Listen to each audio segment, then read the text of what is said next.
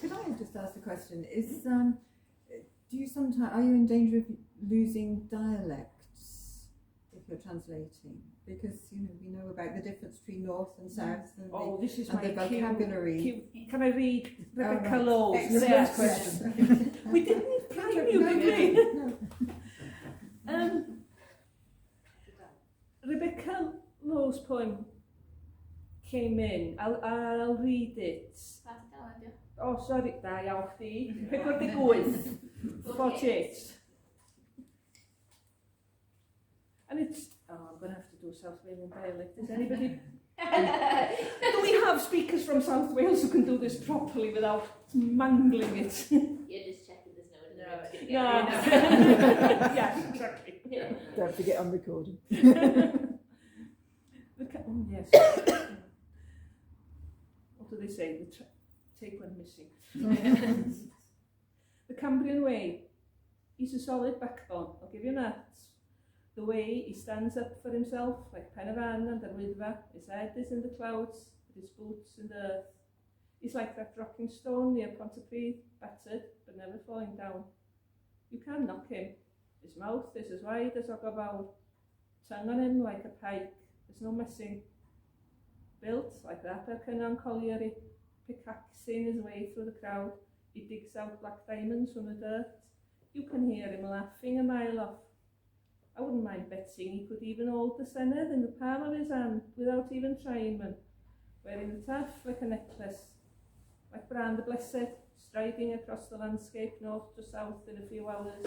You could chop his head off, and he'd still keep chopping. Now, I wanted to keep it bit tafodieithol. So, diolch. Practical, but I wasn't confident to pick an accent from South Wales and be true to it. And I didn't want it to be a made up mishmash token South Wales Welsh. So I did make the decision to do the translation in the North Wales dialect in order to keep it a strong dialect. And because the poem mentions various places in the north as well, I felt that made it okay in a way for me to make it, and in a way it makes it a poem about the whole of Wales by doing that. Llwybr y Cymru. Mae gen i fasg o'n cefn, bydau hynna lia, ffordd ma'n amddiffyn ei hun, fatha pen y fan ar Wyddfa, ben o'n y cymyla yn disgidio far lawr.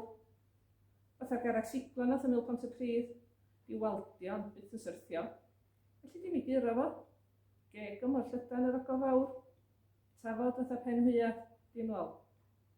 Sgwydda pwll glo a ber cynnon yn cipio'i ffordd trwy'r dyrfa, cloddio de amwntio dion o'r baw, a ti'n glwad o chwerthu'n filltir I ffwrdd. Swn i'n rhoi pres am ni. So o'n medru dal y sen yna yng nghyfedar I law, heb drios di fas. Wisgo fan tar fatha mwclis. Fel bendigidfran, cerdded ar draws y wlad, gogledd y de, mae rhyw wawr neu ddwy. So ti'n medru torri ben o ffwrdd, a so o'n dal at ti deud ti.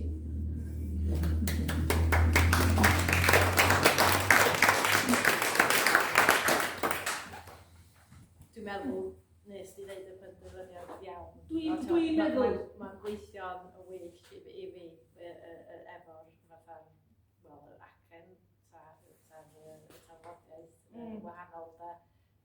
I think it works really well. I think Sian made the right decision by doing that with the Welsh version. You know, it brings another dimension to it. I think. As well, doesn't it? Because you can see the South Wales version and you can see well, I can see both the versions. But it was one thing, without boring you the whole process, but books go through books council, go through readers, and they make comments, and it was one of the things that was queried. Was this a wise decision? Yes, it is. I hope I'm not. I don't harsh with you.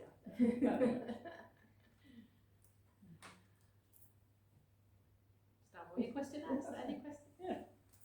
It's a bit related to that, but in a slightly different way. If you've got a poem, it's not your poem, whichever way you go. Yeah. And it has a very clear form. Say if it's an English, very closely rhymed poem, or if it's in Welsh, it's in Canon. How do you deal with that going into the other language? Do you replicate the form, or do you give it a form but it's different in the other language? How would you approach that? It was very difficult from my point of view. I don't write any kind of rhyme in English poetry at all. I think you have to be talented in rhyming to be able to do that, and I can't do that. So there is, of course, so much Nietzsche and in Welsh as well. So I think I did kind of swap one with Sian tonight. I would find it very difficult to keep to the form myself anyway. And I think the answer is that there's no blanket correct answer. Sounds a cop-out, but it depends on the poem. Some poems, the form is very important, and it would be a shame to lose it. In others, the sense and the ideas and the images are more important. And there is an element of trade-off at times. Trying to remember Simon Chandler's explanation of what he said that Sennedd is a very particular creature that has grown up in its own habitat. So to try and do Sennedd in English to translate as Eglin, he felt that wouldn't work. So he did still use elements of alliteration and some aspects that are within Sennedd, but he didn't try to translate it into an English Eglin. He was more keeping the meaning and trying to keep some of the alliteration and such things. Whereas other people like Ceddi'r Ffordd has made it so that the rhyming is similar, and Owen.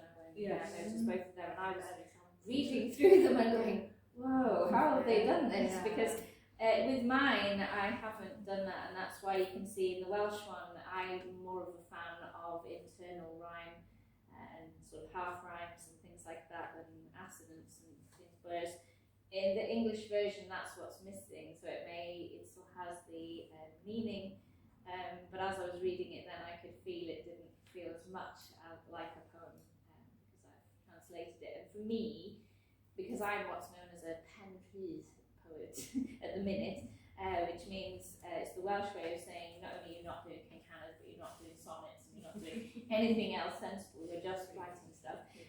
Because I tend to, as I said before, I tend to be just writing about feelings and emotions and images and things like that. So for me, that's the important thing to keep, rather than the rhyming and things.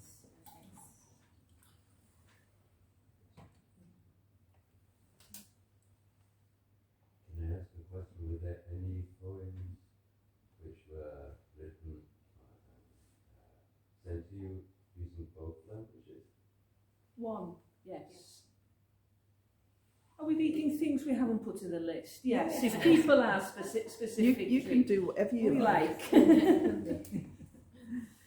Yes, Claire Potter sent us one which uses both languages, and it follows, in case some of you have almost no Welsh, it follows her journey along the road from the south to the north, but it also follows her journey learning Welsh. That's the basic. And taith, teithio iaith, ieitho. That road with its name like a code to something meant then no seatbelts south, rare trips to the city from our valley, down graffitied Nangarrow, our Ford Cortina splittering towards the lady's face of the Garth Hill, past Effigy to the Queen's Silver Jubilee. Years later, living 2 blocks from the I-29, driving a pickup truck with AC, here I found me, pulled me back to live along the tap. and that road which I learned ran straight to the land where John Tripp's forge used to be. Geiriau became my way. Cys I ddim cyfeiriau gyda tensys neu treigliadau. My Welsh was a car crash on slick tarmac.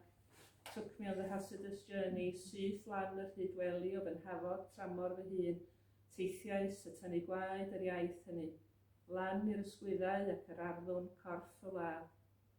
Plymiau sy'n ddwfn i'r môr, fy nghefn y fwaw, gadewais y ffordd Saesneg wirgram, bedydd yn ôl i ddyfroedd cyfarwydd llais fy mam.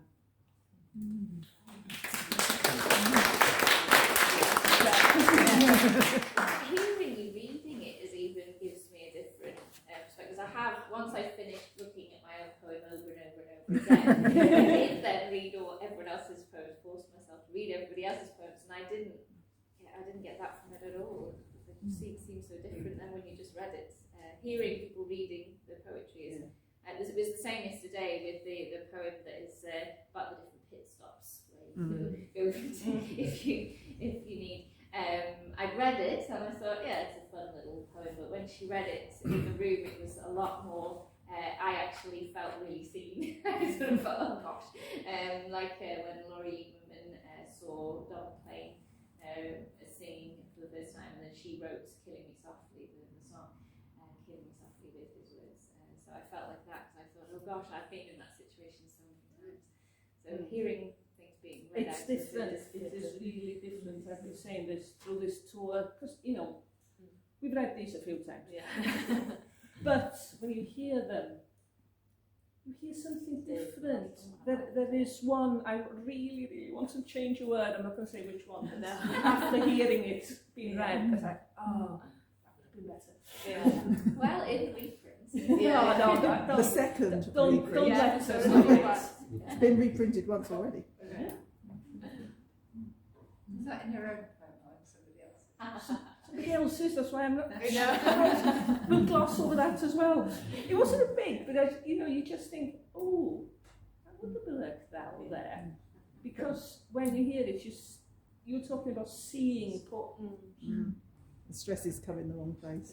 Yes, and you see a slightly different image.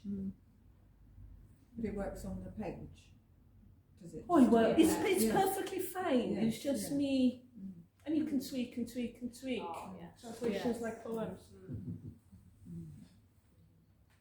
Are you going to read some of your favourite poems, or have you already done that?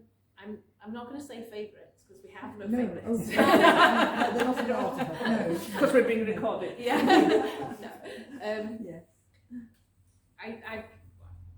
I'll read them one that I translated from. So I translated from Welsh to English, and I'll read Gwyn Parry's.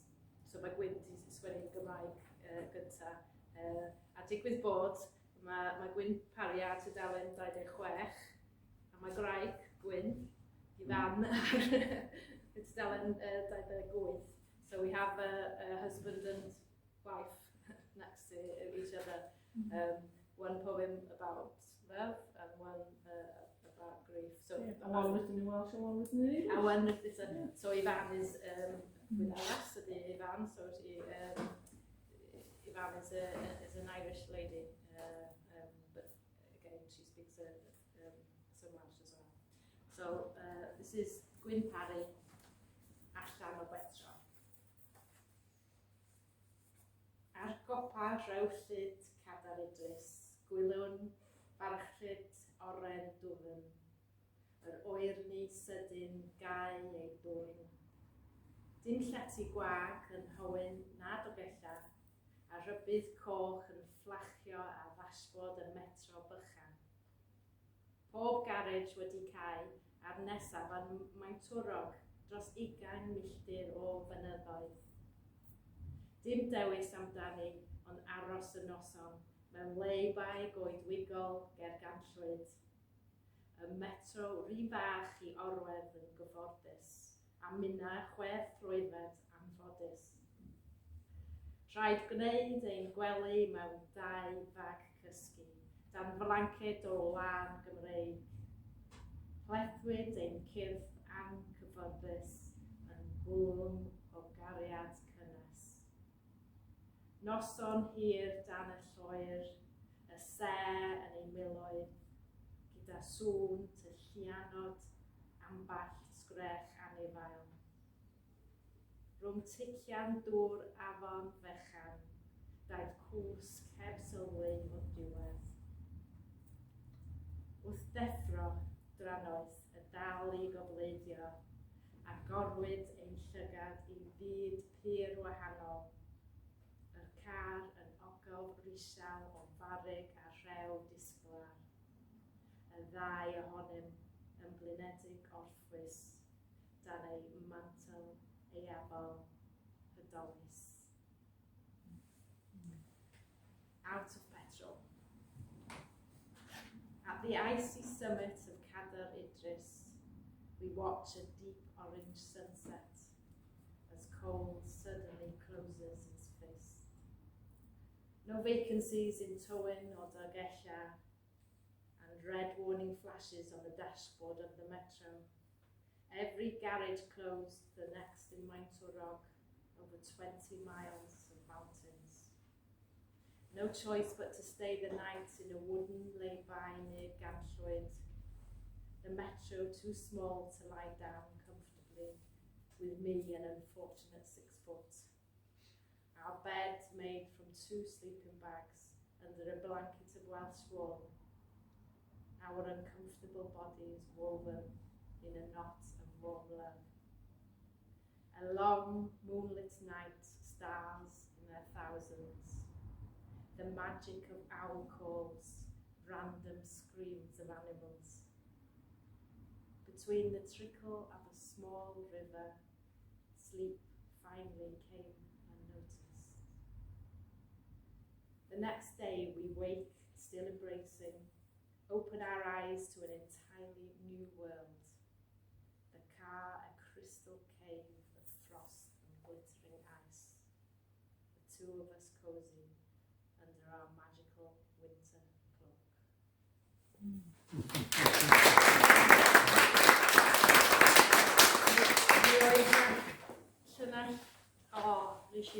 Nes i darllen am tro gyntaf, nes i darllen y lein yn gwlwm o gariad cynnes. I thought to myself, I read this line and I thought, oh, how am I going to translate that? That's not going to work in English because it sounds so lovely in Welsh. I thought, oh, how's it going to work? But I think a knot of warm love does sound quite It sounds cozy. okay, it doesn't sound as nice, but I think it's because I have there are particular words that I just like for no reason, so pullum is one. And barrig is another one. I much prefer that to ice. It doesn't portray quite the same thing, does it? Sometimes, but no, a lovely poem it was. Yeah. Speak to you about that. Na i ddarllen un arall, un nes I gyfieithu gwaith Ben Re. A'r teriad oedd bod fi cyfieithu o Saesneg I Gymraeg, Ness yn cyfieithu o Gymraeg I Saesneg. A mae Sian neud ddwy gyfeiriad o. I did, everything I translated was translated English into Welsh. I think everything that Ness translated was Welsh into English, and Sian did in both directions. And it's a sort of perhaps good practice that you translate into a language you're strong in. Sean's professional. Sean's a professional translator, but he also writes poetry in both English and Welsh. Whereas you write predominantly in English, I write almost wholly in Welsh. And that explains how we split it, really. Yeah. Anyway, on to Cerben Ray. Unsipping Wales. A mae just y ddelwedd mor fendigedig, with y modd yn hon. Just, the image in this is, I love it. Unsipping Wales. Grip Wales firmly by the North Shore Parade at Llandudno and pull downwards. The road should split cleanly along the dotted middle lines. Watch the landscape peel away smoothly as you go. How the power station at Gwynedd fizzles out like a firefly as it slips into the water at Cardigan Bay. Ceddi'r Ffordd deflating into the rumpled cloth of Snowdonia, the River Wye unravelling as you pass through Rhaeadr. You should feel some resistance when you reach the valleys, unknitting communities and pulling apart coalfields. Look how the Brecons curl back like paper when released, England bound.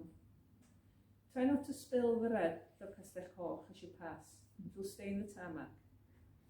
I will stay with you to the flyover at the Cabalva, where the weight of the now open country will propel you through Cardiff, appending the Millennium Centre into the bay.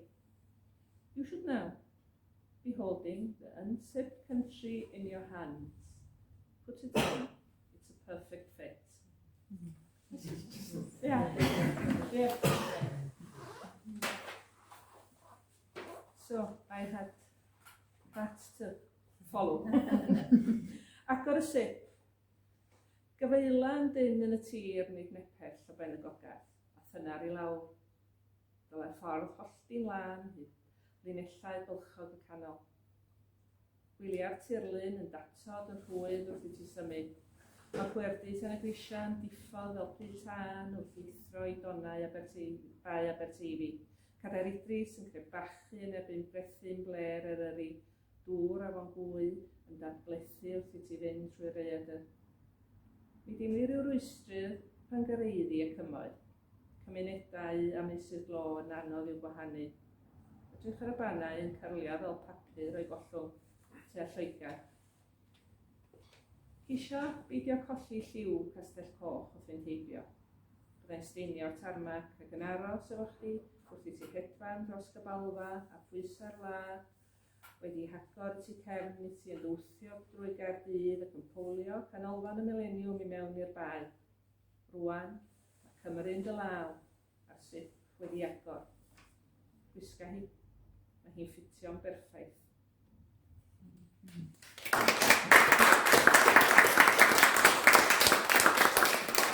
That's an example of one I didn't like the look of on the page, so I didn't experience it as nice. That's not how a book is centered. Yeah. No, it's just that I didn't, just sort of being the light for some reason that, but I don't have dyslexia, so it might be to do with that, but I just didn't like the look of it on the page, but hearing it said it is a really beautiful piece.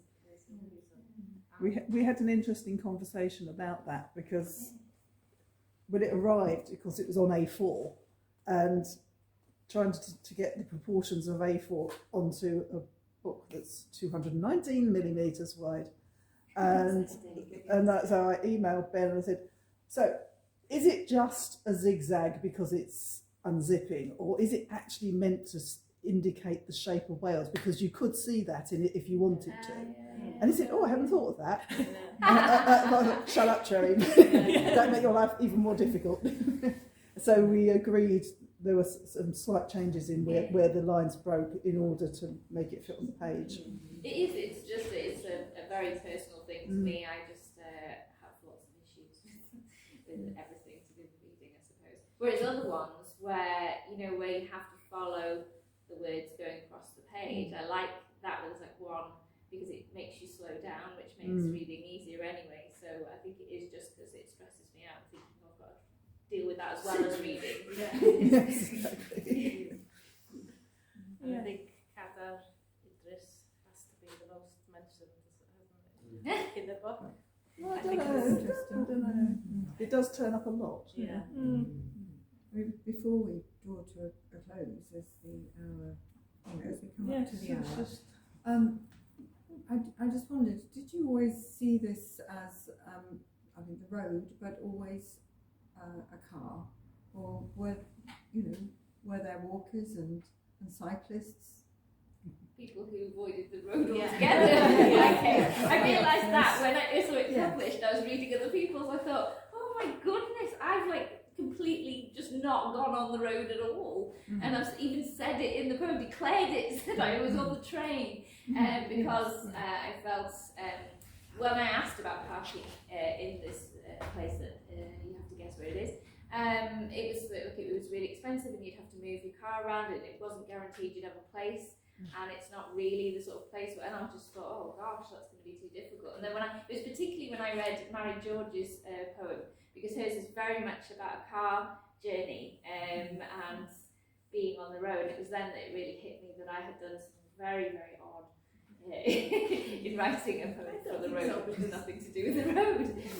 No, most people would be on the A470 at some point if they drove back, wouldn't they? Yeah. I picked it because it was right next to the road, but it did strike me, especially when I saw the subtitle as well, that the poem for the road. But and it so happens that night we have read quite a few which look at the whole road, whether there are lots, you know, Gareth Davies, Late Bible Story Arms. Yeah, and there's one on a bus, and yes, I was.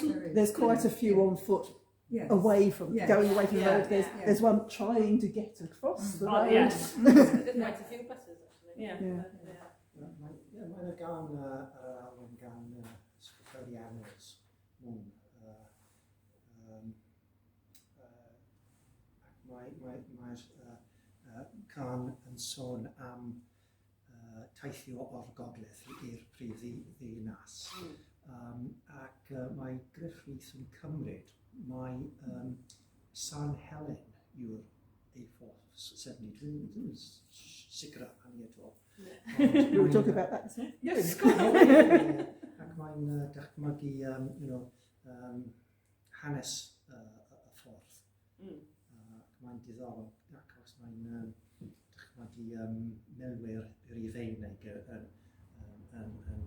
cerdded dros y tirlun. Mae'n mynd gogledd i'r de, ond fatha ti'n amad ydy ddim yn dilyn yn union yr un. Dim yn ffordd go iawn, yn ffordd. A 470 mae'n mynd i chreu, yndi.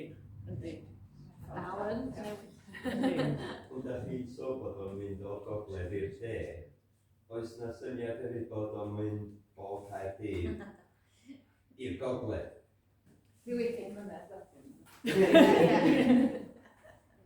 Ie, dwi'n meddwl bod ni wedi gwneud gogledd i'r de, bod y ddwy na ni'n byw yn y gogledd. A felly da ni gweld ti. Da ni mynd.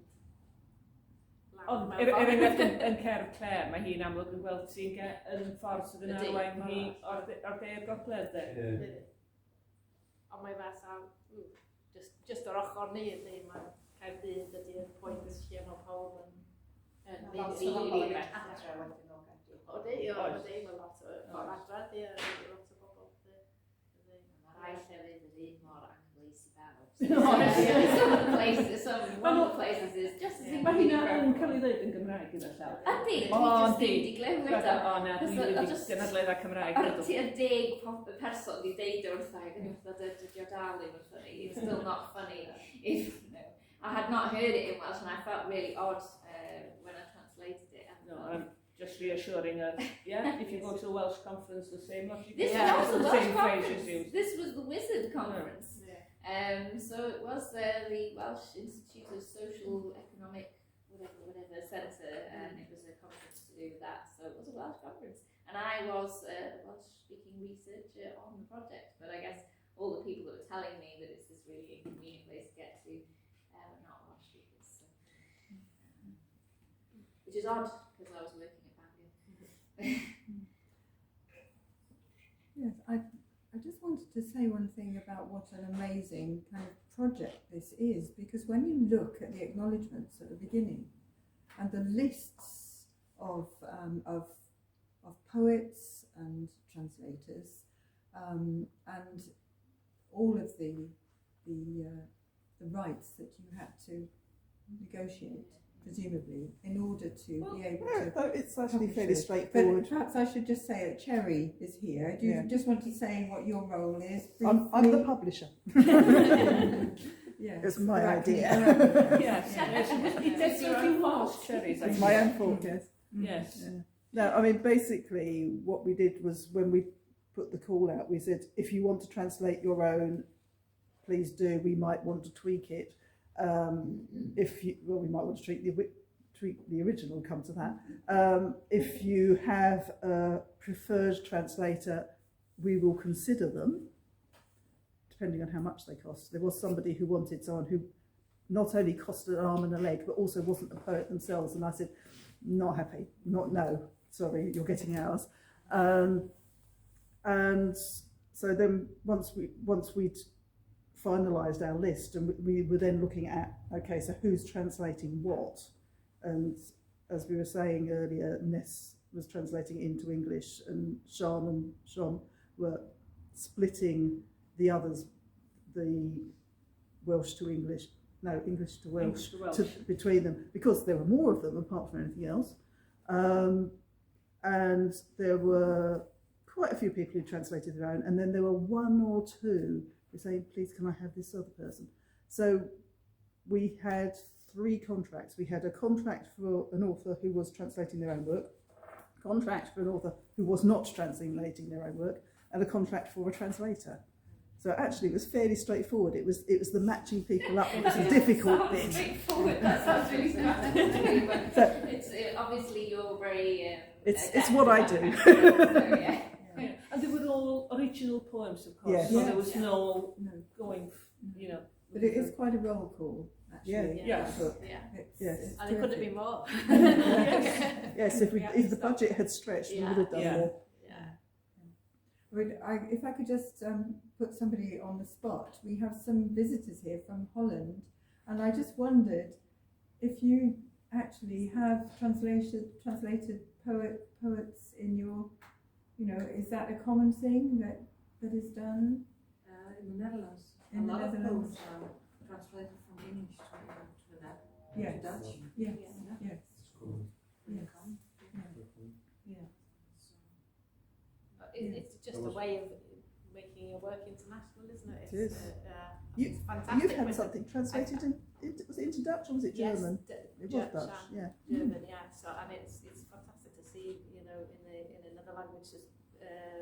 Well, I speak a very, very tiny bit of German, but I didn't speak any Dutch. But it was just fascinating to see it on the page, and to hear it as well. Yeah. But it's fantastic. If somebody wants to translate your work, it's wonderful. We did that on the Vietnam project. Yes. So, as well. And you presume you've been translating through a British language on that? Yes. Yes. If somewhere you were working in Welsh. Yeah. That's the whole other Yeah. dimension. So, And you have to trust that bridge. Yes. Yes. Yeah. Yeah. So that was another fascinating thing to work through. Well, 3 languages really, but having to meet in the middle, wasn't it? Yeah. I might be including one of the poems that was written by one of the Vietnamese poets. She'd written it in English, and then I translated it into Welsh as part of the project. And she had written about me as this kind of like a fairy, sort of like she called me a deaf queen, but then she'd also translated it because she saw me as this kind of mythical figure with sort of several hands crocheting, and she zoomed in and looked at the books that were above me, and she'd chosen a book, and it's just this really nice poem, but it relates to hearing loss and such, and I'm preparing a collection on hearing loss at the minute, so I've asked her and she said it would be okay to include so really nice things there. So it's very, I suppose the thing that got me was that a lot of her work is that sort of very mystical, and I don't know, we did have some conversations about culture and the impact of that on the writing and things like that. So I suppose it's the sort of poem that I wouldn't have thought to write, the sort of themes and the mythologies in it. So yeah, that's really interesting as well. And certainly fiction in translation, I think one learns so much about the culture in which originally the book was written. It is valuable, and some people aren't keen on translation, but I think it can be valuable, and if it's well translated too. Oh, it is, and it's just a way of the poem going further. Exactly. Isn't it? Yeah, it is. It is. So me and Kian had lots of conversations around exile and the concept of exile in Wales and in Vietnam, and there's a commonality between feeling exiled from your own culture and your own language and your own proficiency in your own language, and we talked about the Owen a lot, the sort of poetic breeze and sort of similar concepts. And we just had loads of lovely conversations like that, really, where you're sort of comparing cultures and ideas and things. And that develops your own work as well. Yeah, it makes me look at my work in a different way. I think you always get that whenever you read someone's poem and it's a really good poem, you sort of absorb elements of that and you know, go away. And particularly when I first started writing and I came across Sian's work, that's when I went down more the narrative lyrical way. Before that I had been doing sort of more dramatic monologue, and before that I had been doing just more like Heidi Hewson's work, so rhyming couplets in a very sort of simple way. So you're always adapting and sort of taking little inspiration from other people's work. Well, unless there are any other questions at all, thank you so much everyone for coming. And